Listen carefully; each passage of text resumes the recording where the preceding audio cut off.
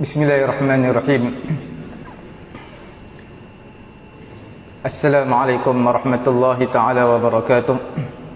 Alhamdulillahi rabbil alamin.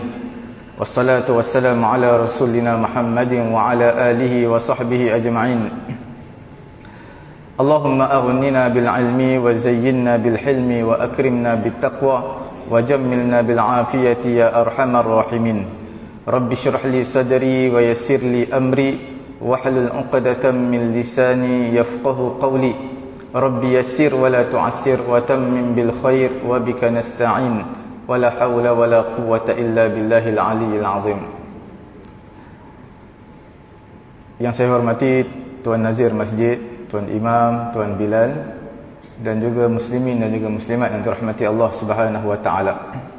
Alhamdulillah, pada pagi ini kita dapat bertemu kembali dalam kuliah subuh.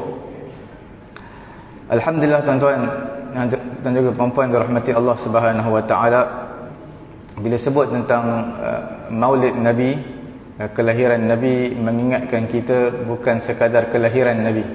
Sebahagian di kalangan manusia, mereka tak suka menyambut Maulid Nabi kerana mereka berpendapat siapa yang menyambut Maulid Nabi ini, mereka sedang menyambut kematian Nabi. Sebab kematian Nabi pun 12 Rabiul Awal juga, sama. Bila sebut tentang meraihkan kematian Nabi, itu perkara yang dilarang. Itu dipanggil sebagai maktam. Maktam ini perkara menyambut musibah yang menimpa seseorang. Bila mana menyambut kematian seseorang, iaitu Nabi-Nabi, tidak dibenarkan. Tambah-tambah bukan Nabi, lagi tidak dibenarkan. Dan saban tahun sebenarnya kita menyambut tentang Maulidur Rasul. Majlis Nabi, ada yang buat perarakan, ada yang buat pertandingan, ada yang buat majlis, pelbagai jenis majlis. Dan saban tahun kita akan lalui perkara ini.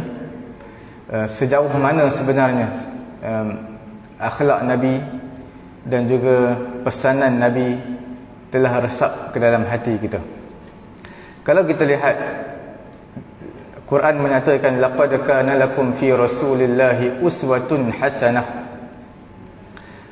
Sesungguhnya pada diri Nabi itu ada uswah hasanah, ikutan yang baik.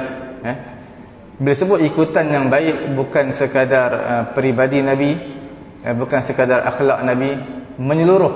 Bila sebut tentang siapakah pemimpin terbaik, pemimpin terbaik untuk memimpin negara adalah Nabi SAW. Memimpin keluarga Nabi SAW sebagai contoh. Menjadi imam Nabi sebagai contoh. Bersama dengan kanak-kanak, siapa sebagai contoh? Nabi SAW sebagai contoh. Bersama dengan keluarga, Nabi juga sebagai contoh. Bila sebut tentang Nabi SAW, kita akan tergambarkan semua perkara-perkara yang terpuji ada pada Nabi. Kita lihat Nabi SAW menikah 11 orang. Nabi menikah 13 orang. Bila 13 orang Nabi menikahi wanita, seorang saja yang anak dara, iaitu Aisyah radhiyallahu taala anha. Semuanya yang lain adalah bekas kepada suami orang, iaitu janda. Khadijah radhiyallahu taala anha, Khadijah binti Khuwailid juga adalah isteri orang sebelum ini. Dia telah menikahi 2 orang lelaki sebelum ini, Khadijah binti Khuwailid, kemudian menikahi Nabi. Dan Nabi bila menikah dengan Khadijah, Nabi tidak menikah dengan mana-mana wanita. Selepas kematian Khadijah radhiyallahu taala anha, barulah Nabi menikah dengan Saudah binti Zam'ah, dengan Aisyah radhiyallahu taala anha, dan juga isteri-isteri yang lain. Dan 13 orang yang Nabi nikahi ini, 2 orang Nabi lepaskan, Nabi ceraikan, kerana mereka tak nak Nabi. Yang kekal Nabi bersama mereka, Nabi menyetubuhi mereka, hanya 11 orang sahaja di kalangan isteri Nabi. Perkahwinan yang ramai sebegini untuk Nabi bukan satu perkara yang mustahil sebenarnya. Tuan-tuan boleh lihat sejarah tentang Nabi-Nabi terdahulu. Mereka kahwin, ada yang beratus orang isteri, ada yang puluhan orang isteri. Itu perkara biasa. Cuma untuk Nabi SAW satu angka yang kecil sebenarnya, hanya 13 orang. Dan Nabi SAW bila sebut saja sebagai satu contoh kepada kita, perlu kita tekuni bagaimana Nabi SAW berada bersama isteri-isteri yang begitu ramai. Kita ni bila sebut tentang isteri, seorang isteri, kita nak menguruskan pun susah.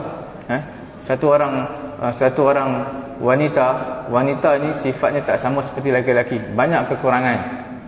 Bila kita nak bersama dengan wanita ni, seorang isteri pun susah, 2 orang isteri lagi susah, kalau 3-4 orang lagi susah.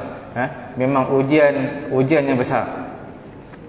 Kita lihat bagaimana Nabi boleh handle bersama dengan 11 orang isteri. Adakah dia tak pernah ketidaksefahaman tidak berlaku dalam rumah tangga Nabi? Itu perkara biasa. Mana-mana rumah tangga pun tak ada yang bahagia selamanya. Sudah pasti di sana dan juga di sini ada beberapa ujian ataupun ada beberapa fasa yang berlaku dalam rumah tangga tersebut. Ketidaksefahaman, pertelingkahan, perbalahan rumah tangga, perkara biasa. Mana ada rumah tangga tak berlaku perbalahan?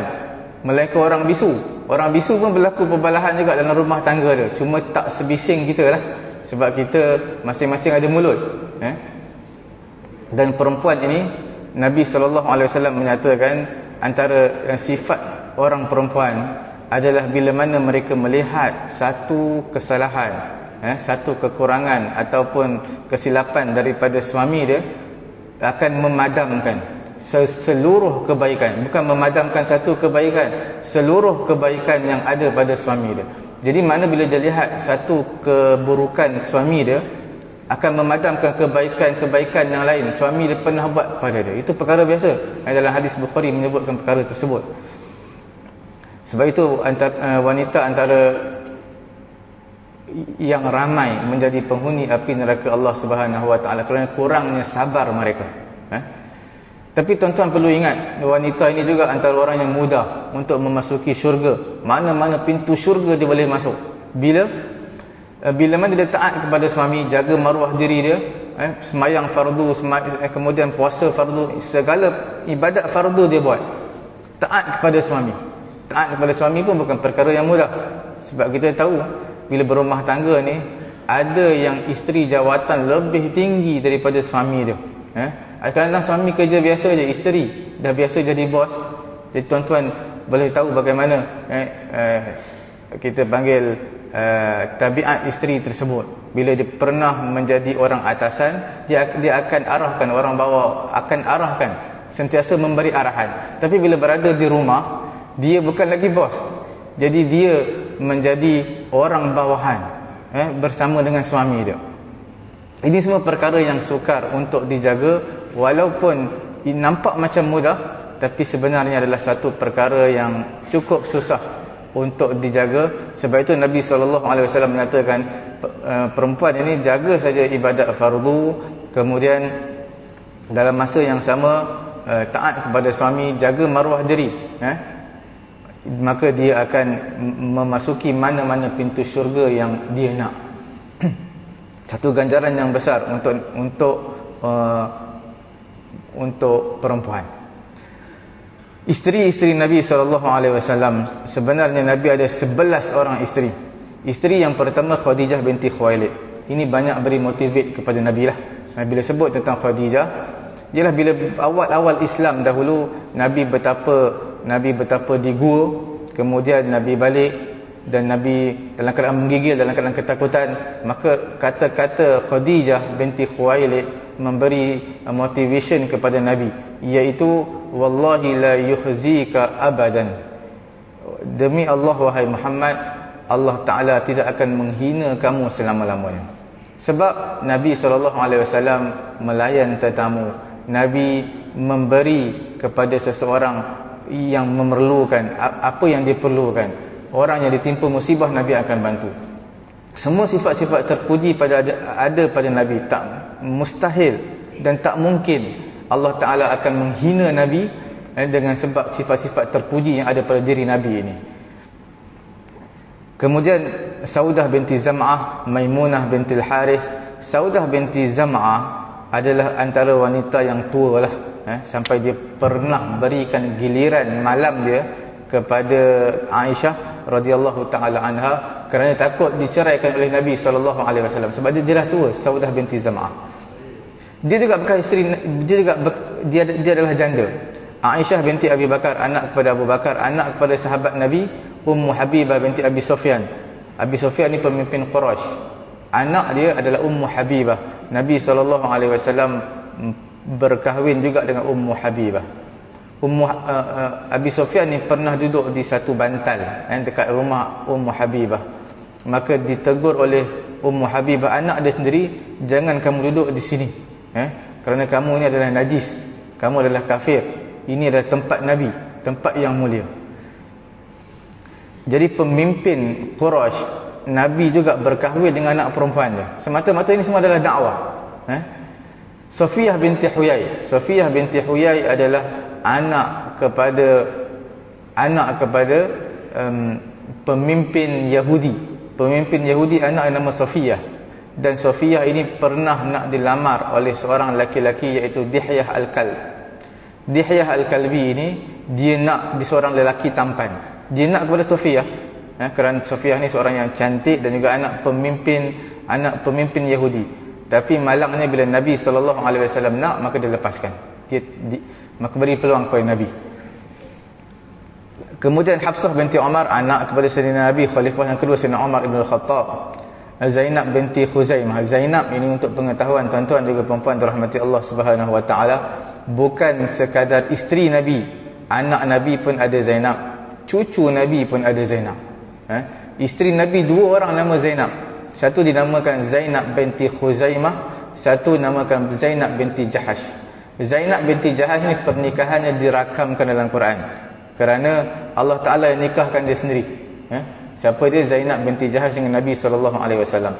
Dan Quran turun ayat mengenai dengan pernikahan Nabi bersama dengan Zainab binti Jahash, kerana dia satu isu besar pada zaman tu, iaitu Zainab binti Jahash ni siapa? Dia seorang janda dan dia pernah berkahwin dengan anak angkat Nabi, iaitu Zaid bin Harithah. Zaid bin Harithah adalah anak angkat Nabi. Bila mana ketidaksefahaman berlaku dalam rumah tangga, berkali-kali jumpa dengan Nabi, Nabi cuba nak satukan mereka, last sekali tak dapat satu juga, berpisah. Bila berpisah, Nabi kahwin dengan dia, dengan menantu angkat. Orang-orang jahiliah semua bunyi, mereka bising. Telah viral pada zaman tu, Nabi telah menikahi dengan menantu angkat sendiri. Tuan-tuan yang dirahmati Allah Subhanahu wa taala, menantu angkat tak sama dengan menantu sendiri, menantu kandung, menantu kepada anak kandung kita. Anak angkat juga tak sama dengan anak kandung. Jadi bila tak sama, hukum juga berbeza. Dia ada tiga sebab. Ada tiga sebab yang diharamkan untuk berkahwin. Pertama, disebabkan oleh nasab, keturunan. Yang kedua adalah disebabkan oleh susuan. Yang ketiga adalah disebabkan oleh perkahwinan, dipanggil musaharah. Tiga sebab ini menjadi punca pengharaman wanita untuk dikahwini. Nasab, perkara pertama. Nasab ini, siapa dia? Mahram kita. Siapa itu mahram? Mak ayah kita, adik-beradik mak, adik-beradik ayah, anak saudara kita, adik-beradik kita punya anak, anak abang kita, anak akak kita, semua tak boleh kahwin. Itu adalah nasab, keturunan. Disebabkan nasab tak boleh kahwin. Disebabkan susuan juga tak boleh kahwin. Ibu susuan, suami kepada ibu susuan tak boleh kahwin. Adik-beradik ibu susuan tak boleh kahwin. Anak kepada ibu susuan jadi tak boleh kahwin. Semua ini adalah disebabkan susuan. Susuan memang tak boleh kahwin. Sama hukumnya seperti nasab. Sebab kita 5 kali kenyang daripada ibu susuan, seolah-olah kita adalah anak dia, dengan syarat bawah umur 2 tahun. Dan yang ketiga adalah disebabkan oleh musaharah, iaitu perkahwinan. Perkahwinan ini, bila kita berkahwin dengan seorang wanita, ada batasan-batasan ataupun mahram-mahram yang kita perlu jaga. Ada dipanggil sebagai mahram muabbad, ada dipanggil sebagai mahram muaqqad. Ada mahram yang sementara, ada mahram yang selamanya tak boleh kahwin dengan dia. Contohnya bila kita berkahwin dengan isteri kita, adik-beradik kepada isteri kita mahram. Mahram kita, adik-beradik, mana kita tak boleh kahwin, tapi itu dipanggil mahram yang sementara. Apa maksud sementara? Isteri kita mati ataupun isteri kita ceraikan isteri kita, boleh kahwin dengan adik-beradik lain, adik-beradik isteri kita. Itu dipanggil sebagai mahram yang muaqqat, yang sementara.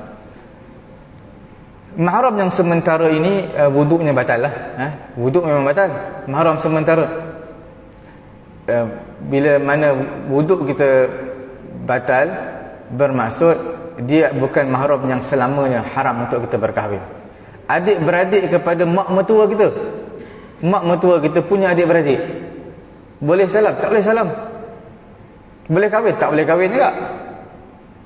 Sebab adik-beradik kepada mak mertua kita adalah dipanggil mahram juga, tapi mahram sementara. Kita tak boleh salam dengan dia lah. Tak boleh salam dengan dia. Mak mertua, ayah mertua, ini adalah dipanggil mahram muabbad, yang selamanya haram. Tak boleh kita kahwini dia. Walaupun seseorang dah bercerai dengan isteri dia, mak mertua tetap mak mertua sehingga ke akhir hayat.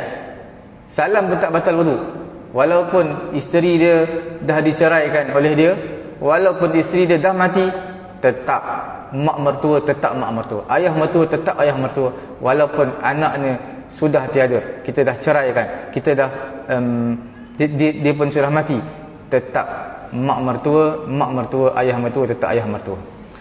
Begitu juga menantu juga haram yang selamanya. Apa maksud haram yang selamanya? Menantu ini, kita ada anak lelaki kita kahwin dengan seorang perempuan, tiba-tiba anak lelaki kita ceraikan isteri dia. Adakah boleh berkahwin dengan kita? Tak boleh lah, sebab kita ayah mertua dia, tak boleh kahwin. Menantu juga haram selamanya. Yang menantu, perkahwinan yang kita panggil haram muabbad selamanya. Anak saudara kepada isteri kita tak boleh kahwin. Apa maksud anak saudara kepada isteri kita? Isteri kita punya, isteri kita ada abang dia, ada akak dia, anak kepada abang dia, anak kepada akak dia, anak kepada adik dia, tak boleh kahwin. Tapi tak boleh kahwin tu sementara je. Kalau isteri kita mati, boleh kahwin dengan anak saudara kepada isteri kita. Tuan-tuan boleh faham, anak saudara kepada isteri. Anak saudara kita memang tak boleh kahwin. Itu disebabkan nasab, keturunan, memang tak boleh kahwin. 3 perkara ini saja yang haram. Tapi bila mana Nabi berkahwin dengan menantu, tapi bukan menantu kepada anak kandung. Zaid bin Harisah adalah anak angkat Nabi, menantu kepada anak angkat. Jadi sebenarnya boleh. Quran datang betulkan i'tiqad, bagaimana cara kefahaman yang dibawa oleh orang-orang jahiliah pada ketika itu. Quran betulkan. Itu Zainab binti Jahash. Dan ada isteri Nabi yang lain dipanggil Zainab binti Khuzaimah, Ummu Salamah, Juwairiyah binti Al-Haris. Semua ini adalah 11 orang isteri Nabi.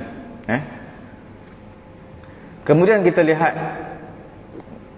bila kita lihat tentang Nabi SAW, bagaimana akhlak Nabi bersama dengan seorang wanita.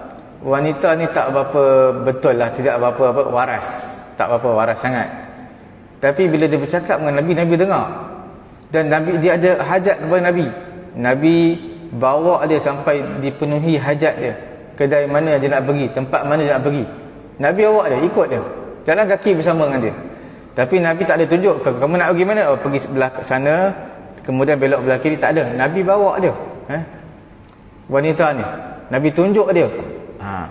Itu di antara akhlak Nabi lah. Kalau kita pun tak sampai tahap tu, tambah-tambah orang yang tak berapa nak betul, kita cakap bagi tahu ya, tapi Nabi tak tunjuk betul-betul sampai ke destinasi dia.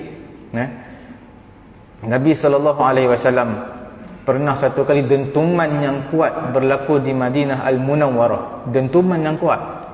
Dentuman yang kuat, apa Nabi buat? Nabi menyorok dalam rumah? Tidak. Nabi orang yang pertama keluar, melihat, menyaksikan dentuman apa tu, menunjukkan keberanian Nabi mengatasi manusia yang lain. Nabi orang bersegera, orang yang paling berani dalam sesuatu perkara. Bila Nabi bersama dengan budak-budak, Nabi akan tanya ada seorang budak menangis kerana anak burung dia mati. Maka Nabi tanya, apa yang anak burung tadi buat? Apa yang kamu telah buat pada anak burung ni? Nabi nak menggembirakan hati dia, Nabi cakap. Nabi bercakap dengan dia. Begitu juga kita menyantuni budak-budak. Budak-budak tak sama seperti orang dewasa. Setiap lapisan umur ni berbeza-beza. Kita nak menyantuni dia. Orang tua-tua, tuan-tuan tak boleh cakap sehingga terasa hati dia. Kerana bila orang tua terasa hati, dia terasa hati lama. Luka dia tu lama. Dia tak sama seperti budak-budak. Budak-budak ni, tuan-tuan bolehlah maki dia. Tapi kalau tuan-tuan maki kat masjid, dia tak akan terasa pun dengan tuan-tuan. Sebab apa? Sebab dia budak-budak, tapi dia tak nak datang di tempat tu. Tuan-tuan maki dia kat masjid, buat bising, maki dia. Bila tuan-tuan maki dia, marah dia, maka hati dia telah tak nak datang masjid lagi. Tahu ada hati dia. Dia ada terasa, dia tak terasa sebab dia masih kanak-kanak. Tapi tuan-tuan bawa satu imej yang tidak baik, menyebabkan dia tak suka datang masjid. Terutama pada hari Jumaat lah. Tuan-tuan tahu pada hari Jumaat ni ramai kanak-kanak. Sebenarnya kanak-kanak bila dikumpulkan satu tempat, memang dia akan bising. Bila kita berjumpa sahabat-sahabat kita yang lama, sahabat-sahabat kita yang baru ataupun yang lama, kumpul setempat, memang akan bising. Budak-budak pun tuan-tuan kumpulkan tingkat 2 semua, memang akan bising lah. Tuan-tuan suruh senyap macam mana pun, sekejap je senyap.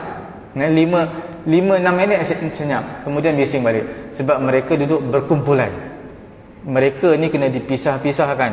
Duduk bersama orang-orang dewasa, orang-orang tua.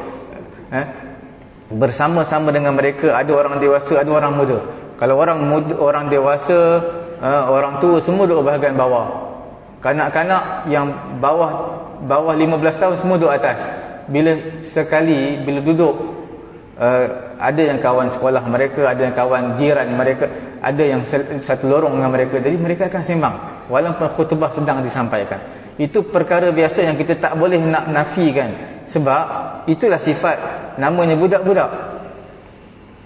Jadi cara dia adalah dengan cara kita cuba masukkan, serapkan juga orang-orang tua, budak-budak. Tapi tuan-tuan tahulah tingkat 2 di masjid kita ni, panas dia memang panas betul lah. Kita tak sama semayang atas dengan semayang bawah. Sebab tu tuan-tuan suka semayang bawah. Semayang bawah ni dia sejuk sikit. Semayang atas berpeluh juga. Peluh. Kalau dia panas betul.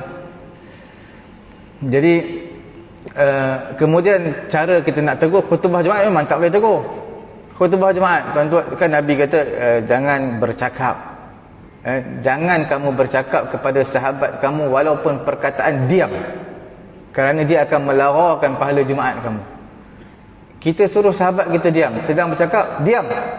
Itu menegah perkara yang mungkar tu, hilang pahala juga. Bukan kita cakap sia-sia, menegah perkara mungkar, perkara tak baik. Itu pun hilang pahala. Sebab apa hilang pahala? Sebab kita boleh menegur dengan cara bawah daripada tu lagi, rendah daripada tu lagi. Mana tak perlu sebut diam pun tak apa, kita buat isyarat je. Kita apa? Ketuk sikit. Kita buat isyarat. Budak-budak tadi akan faham bila ketuk, kita buat isyarat, dia akan faham. Tak perlu sebut diam pun, isyarat je. Sebab perkataan ketika khutbah Jumaat adalah akan melarakan. Maksud melara ni apa? Akan hilangkan pahala Jumaat. Melainkan dalam situasi darurat lah. Kalau dah bising berlaku pergaduhan antara budak-budak, kita kena leraikan, terpaksa bercakap, itu tak apalah. Itu tak menghilangkan pahala Jumaat. Orang buta jalan, dia tak pasang longkang depan dia, dia nak langkah longkang, kita menjerit dekat dia, tak jadi masalah. Ataupun berjalan dekat lantai licin baru lepas mop, kita tegur dia, hati-hati jalan licin, tak jadi masalah. Kalau yang paling baik kita tegur dengan zikir subhanallah. Tapi kalau tegur dengan zikir, takut dia tak faham, orang buta. Mana kita faham zikir, kita tegur untuk dia dalam semayang bolehlah zikir subhanallah, orang boleh faham. Kalau orang buta tadi faham dengan zikir kita, itu sudah membedai. Kalau tak faham, maka boleh step yang berikutnya dengan bercakap, tak menghilangkan pahala Jumaat. Jadi itu antara adab dengan kanak-kanak. Bila kita bersama dengan mereka, kita kasihi, kita santuni mereka, sehingga mereka anggap kita ni macam sahabat baik mereka. Tapi maksud anggap sahabat baik jangan sampai dia pijak kepala kita, tak. Maksudnya dia suka datang ni. Pakcik ni bagus, selalu bagi duit dekat dia, selalu belanja makan pagi kat dia, makan pagi bersama dia. Jadi dia suka. Bila dia suka seperti itu, menyebabkan dia akan sentiasa datang masjid. Itu hubungan kita dengan kanak-kanak. Nabi SAW, khadam Nabi, masih kanak-kanak Anas bin Malik. Anas bin Malik ni dia kata dia berkhidmat kepada Nabi 10 tahun. 10 tahun dia khidmat kepada Nabi. Nabi tak pernah kata kat dia, sebab apa kamu buat macam ni? Sebab apa kamu tak nak buat macam ni? Nabi tak pernah cakap. Satu kali Nabi suruh dia beli barang, dia dalam perjalanan beli barang, dia berjumpa sahabat-sahabat yang lain sedang main. Dia join sekali. Dia lupa yang Nabi suruh dia tadi. Bila dia lupa, Nabi sentuh dia, Nabi pegang dia, Nabi tak marah dia. Bukan aku suruh kamu ke pergi beli barang tadi? Tak, Nabi tak cakap macam tu. Sebab Nabi tahu kanak-kanak memang sifat dia suka bermain. Jadi itulah nak menggambarkan betapa besarnya akhlak Nabi. Bersama kanak-kanak apa, dia tak pernah tegur. Sebab apa buat macam ni? Sebab apa tak nak buat macam ni? Kemudian bersama dengan isteri Nabi. Kita tahulah isteri Nabi ni ayat Quran pernah turun. Sama ada kamu nak isteri, kamu nak Nabi ataupun kamu nak dunia. Kalau kamu nak dunia, Nabi akan ceraikan kamu. Dan pernah berlaku beberapa pertelingkahan dalam rumah Nabi. Itu perkara biasalah, tapi Nabi atasi dengan baik. Nabi juga menjadi panglima perang. Bagaimana Nabi menyusun strategi peperangan daripada selalunya tentera Islam ni sedikit berbanding tentera kafir. Tapi atas sebab pertolongan Allah, atas sebab doa Nabi, maka kemenangan berpihak kepada orang Islam. Tuan-tuan bayangkan dalam peperangan Badar lah. Dalam peperangan Badar ini, orang Islam 313 orang je. Orang kafir 1000 orang. Kemudian apa yang ada? Pelepah tamar dia. Pergi perang, pelepah tamar. Tuan-tuan tahulah, tentera kafir lengkap bersenjata. Tapi kemenangan tetap berpihak kepada tentera Islam, kerana Allah Ta'ala tak mahu melihat kamu berperang atau setakat mana jumlah bilangan kamu. Allah Ta'ala tak lihat perkara tu. Allah Ta'ala lihat sekadar mana ketaatan kamu kepada perintah Nabi. Sebab peperangan Badar ni mereka nak menahan rombongan qafilah Abu Sufyan yang lepas berniaga daripada Syam nak pulang ke Mekah. Jadi bila nak pulang dalam perjalanan tu, mereka akan sekat dan mereka akan rampas semua harta-harta Abu Sufyan dan juga qafilah dia. Sebab apa mereka orang Islam rampas? Sebenarnya harta tu semua milik orang-orang Islam tau. Orang-orang Islam yang berhijrah, tinggalkan Mekah, tinggalkan rumah mereka, harta mereka semua telah diambil oleh orang-orang kafir. Sebab itu orang Islam nak sekat, nak ambil semua harta-harta yang diniagakan oleh Abu Sufyan. Tapi malangnya, perintah Allah Ta'ala kepada Nabi bukan itu yang Allah Ta'ala nak. Bertempur dengan tentera Abu Jahal daripada Mekah. Tentera Abu Jahal daripada Mekah memang siap bersenjata lah, dengan ramai yang bersenjata je. Tapi apa yang boleh buat, itu perintah Allah. Terpaksa buat. Memang kena buat. Bila mereka buat juga, sertai juga peperangan, walaupun tak ada persiapan ni, apa pun tak ada. Bukan Allah Ta'ala nak tengok persiapan, bukan Allah Ta'ala nak tengok jumlah kamu berapa ramai. Allah Ta'ala nak tahu ketaatan kamu kepada perintah Allah. Maka kemenangan berpihak kepada orang-orang Islam. Kemudian dalam kita lihat, bila lihat tentang umur Nabi ni, ada beberapa, kita boleh lihat bagaimana perjalanan umur Nabi daripada Nabi lahir sampailah Nabi wafat.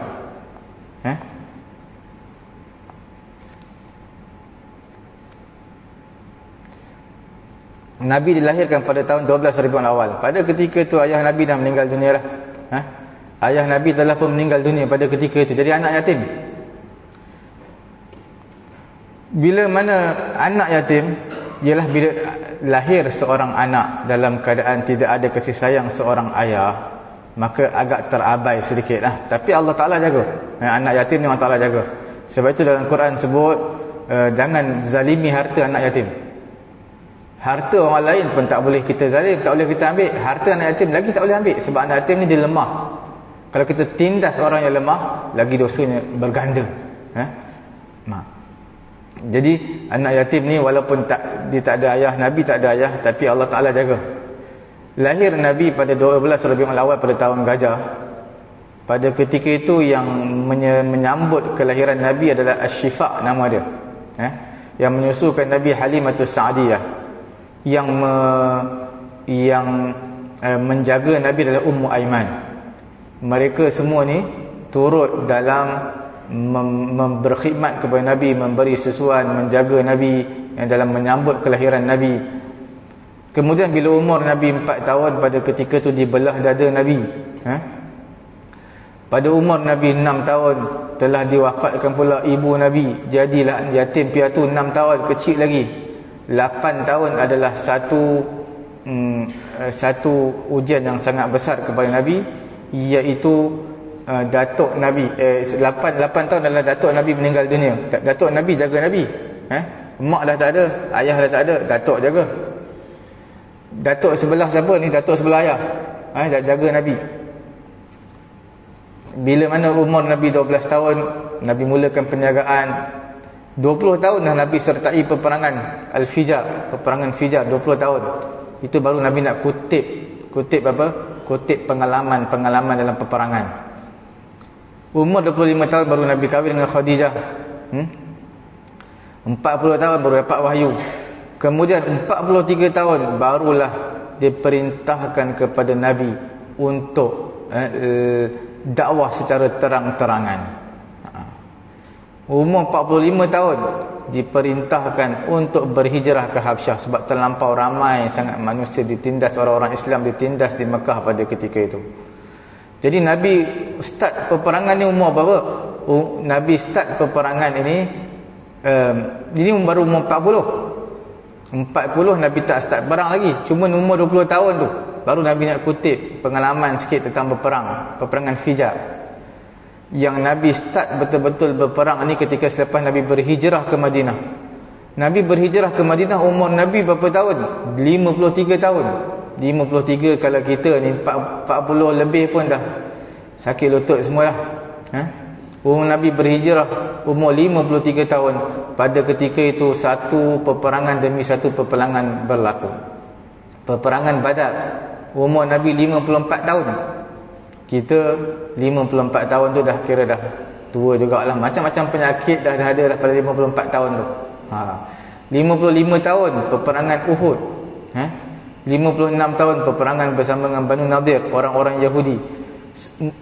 Start Nabi berperang ini umur Nabi 54 tahun. 54 tahun peperangan Badar dan juga peperangan Banu Qainuqa.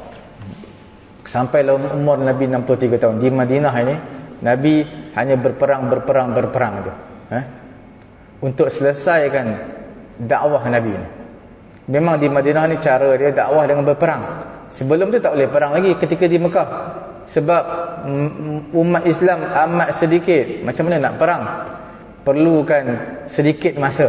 Sampai berhijrah ke Madinah, Islam dah kuat, barulah diperintahkan untuk berperang.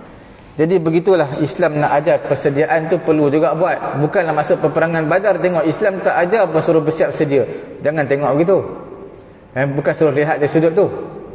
Itu perlu dilihat dari sudut ketaatan kepada Allah. Allah Ta'ala suruh satu benda kena ikut. Persiapan kena buat. Kalau kita dalam jumlah yang sedikit, kita tak mampu untuk lawan, jangan lawan. Kalau kita dah tahu kita jumlah sedikit, kita nak tunjuk gagah, nak tunjuk kuat juga, mati. Pada ketika itu berdiam diri lebih baik. Kita tahu contohnya parti A dengan parti B. Parti A ni jumlah yang sedikit, jangan cuba lawan orang yang parti besar. Sebab apa? Kemungkinan dia akan kalah teruk, akan kena macam-macam. Begitu juga dalam peperangan, strategi peperangan. Sama juga bila dalam contoh dalam masjid ada grup A, grup B contoh. Jadi grup yang sedikit walaupun benar, maka hendaklah dia berdiam diri dulu, maka dia bawa diri dulu, bawa perkara yang benar dulu secara diam-diam, kemudian dah jumlah yang ramai baru boleh lawan. Jangan terus lawan. Dalam strategi peperangan pun begitulah. Kemudian saya nak ambil kesempatan pada pagi yang mulia ni. Tuan-tuan bila lihat di kawasan mana kubur kita ni, tuan-tuan tahulah setiap hari Jumaat diadakan sama-sama orang-orang tua kita akan bergotong royong membersihkan kubur ni. Tapi kita pun faham bila sebut tentang orang-orang tua, mereka akan bergotong royong di kawasan mana mereka nak naik bukit itu susah, kaki sakit, lutut sakit, betul lah. Jadi bila mana mereka ni bergotong royong dah satu perkara yang cukup baik, satu nilai yang cukup tinggi lah. Mereka telah bergotong royong membersihkan, mereka potong pokok, kemudian mereka bersihkan di kawasan-kawasan kubur tu. Itu perkara yang cukup baik bagi saya. Tapi kalau tuan-tuan lihat di atas sikit, kita atas sikit tu memang terlampau banyak sangat. Rumput-rumputnya naik sampai kemuncuk-kemuncuk ni penuh kat seluar. Bukanlah saya tak cerita tentang kubur 5 tahun dulu, 10 tahun dulu, tidak. Saya cerita tentang kubur yang baru tak sampai setahun lagi. Tak sampai setahun lagi. Tapi bila kita naik, ada di antara waris nak ziarah kubur ayah mereka, ibu mereka, makcik mereka. Tapi bila ziarah ni perjalanan agak sukar. Penuh dengan kemuncuknya, kemudian lalangnya naik tinggi.